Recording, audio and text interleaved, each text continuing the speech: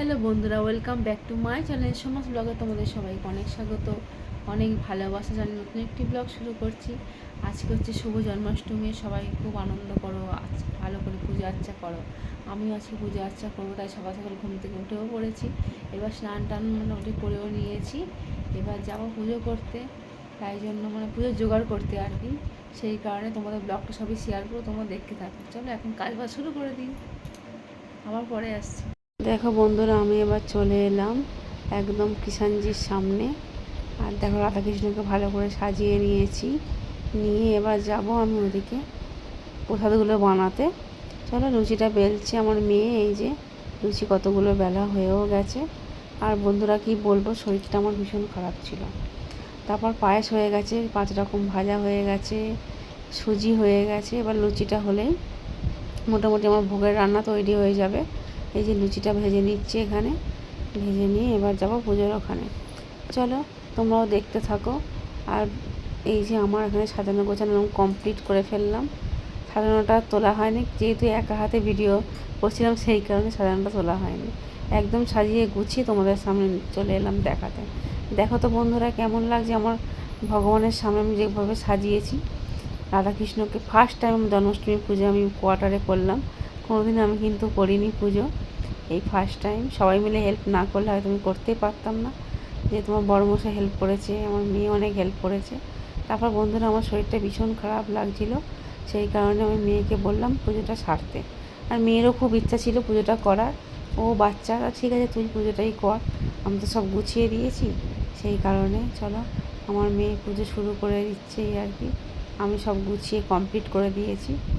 এই যে মেয়ে এবার চন্দনটা ঘষে নেবে, আর আরতি করবে। এই যে জ্বালিয়ে নিচ্ছে পঞ্চপ্রদীপটা।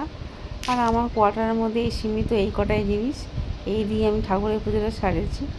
বাড়িতে থাকলে হয়তো ভালো করে করা যেত, কিন্তু আমি তো বাড়িতে থাকি না, এটাই প্রবলেম। চলো দেখতে থাকো, তোমাদের কেমন লাগলো অবশ্যই কমেন্ট করে জানাবে। তারপর দেখো, মেয়ে এবার আরতিটা করে নেবে। এদিকে বড়মশাই গান চালিয়ে দিয়েছিল, আর আমি একটু উলুধ্বনি দিয়ে দিলাম, যেটা করে সবাই। এইভাবেই পুজোটা কমপ্লিট করেছি আমরা, কোনো ব্রাহ্মণ ছাড়াই। আমার মেয়ে আজকে পুরোহিত। দেখো কেমন লাগছে, সবাই কমেন্ট করে জানিও। চলো দেখতে থাকো। তারপর একটু আমি রেস্ট টেস্ট করবো পুজোটা হওয়ার পরে। তারপর রেস্ট টেস্ট করে চলে এলাম আমাদের ইউনিটের মন্দিরে। এখানে দেখো খুব সুন্দর করে সাজায়, আর অনেক ভালো প্রোগ্রাম হয়েছে সন্ধ্যে থেকে। বাচ্চাদের ড্যান্স ছিল, পুরস্কার দিয়েছে, সব কিছুই হয়েছে। তখন তো আমি আসতে পারিনি, ঘরে বিশাল কাজ, বুঝতেই পারছো কতটা পুজো করলে কতটা খাটুনি হয়ে যায়। তারপর শরীরটা ভালোও ছিল না খুব একটা। দেখো এখানে জগন্নাথ টেম্পল রয়েছে, এখানে সব ঠাকুর রয়েছে।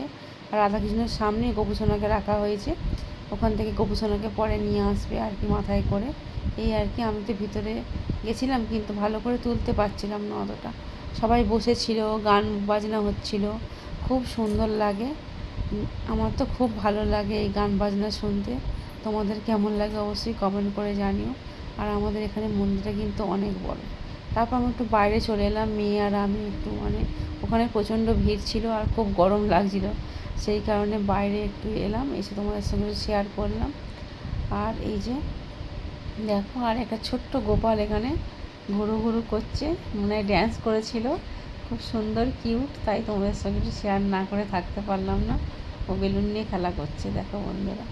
আর দেখো সবাই, হাজব্যান্ড লোকরা সবাই বাইরে চেয়ার নিয়ে বসে রয়েছে, আর আমি আর মেয়ে এদিকে একটু এসে বসলাম, কারণ ভিতরে খুব গরম আর খুব জোরে গান বাজনা হচ্ছিল এই আর কি।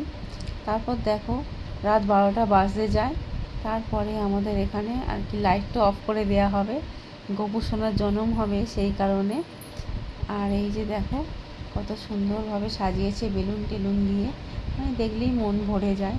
ওদিকে ঝুলা ঝুলা লাগিয়েছে, ঠাকুরটাকে নিয়ে এসে ওখানে রাখবে আর কি। তারপর সবাই সবার মতো ঝুলা ঝুলাবে, আর খুব সুন্দর ভজন হচ্ছিল। এটা হয় হিন্দিতে, আমাদের ওখানে বাঙালিতে হয়, এখানে হিন্দিতে হচ্ছে। দেখো কত সুন্দর লাগছে, তাই না? তোমাদের কেমন লাগছে অবশ্যই কিন্তু কমেন্ট করে জানিও বন্ধুরা। চলো বন্ধুরা, এবার হচ্ছে 12টা বেজে গেছে, আর লাইট পুরো অফ করে দিয়েছে দেখতেই পাচ্ছ। আর খুব জয়ধ্বনি দেওয়া হচ্ছে, জয় গোপাল বলে। তারপর গোপালজির জন্ম হয়ে গেল এদিকে। তারপর ঠাকুরটাকে নিয়ে আসা হবে, অনেক গোপালজিকে নিয়ে আসা হবে, ঝুলায় বসানো হবে, তারপর ঝুলা ঝোলানো হবে। যে যার মতো ঝুলা ঝোলাবে, এই একটা আনন্দ। খুব সুন্দর, দেখতেই পাচ্ছ সবাই কত সুন্দর করে সেজে গুজে এসেছে, আর খুব সুন্দর লাগছিলো ভিতরটা, আর খুব দারুণভাবে এনজয় করেছি, খুব মজা করেছি। আর এই যে দেখো মা মাথায় করে ভগবানকে নিয়ে আসছে, সবাই ভগবানের আশীর্বাদ নিচ্ছে আর কি, সবাই হাত দিয়ে। হে মহাপ্রভু সবাইকে ভালো রেখো, সুস্থ রেখো, সবার মনের এই বাসনা, এই কামনা। আর এইভাবেই দিনটা আমরা উদযাপন করেছি, বাড়িতেও করেছি আর মন্দিরেও গিয়েছিলাম, খুব সুন্দর এনজয় করেছি, খুব মজা হয়েছে। আর ঠাকুরের ভগবানের পুজোতে সবার খুব মজাই হয়, খুব সবাই এনজয় করে। এই দিনটার জন্য সবাই অপেক্ষা করে, আবার পরের বছর কবে আসবে জন্মাষ্টমীর দিন, সেই কারণে চলো ভগবানকে এবার ঝুলার মধ্যে রাখা হবে আর ঝুলানো হবে। সবাই মোবাইলে মানে ভিডিও করতে ব্যস্ত, এত ভিড় হয়েছিল বন্ধুরা, আমার তো কপি পাইনি, আমি তো অনেক পিছনের দিকে ছিলাম। তারপর চলো প্রসাদীও এখানে সাজানো হয়ে গেছে, দেখতেই পাচ্ছ। এইভাবে কিন্তু আমাদের এখানে প্রসাদী সাজানো হয়, খুব সুন্দর করে দেখতে পাচ্ছ, বড় বড় মানে পাতিলা করে প্রসাদী নিয়ে এসেছিলো। ওরা দেখতে থাকো।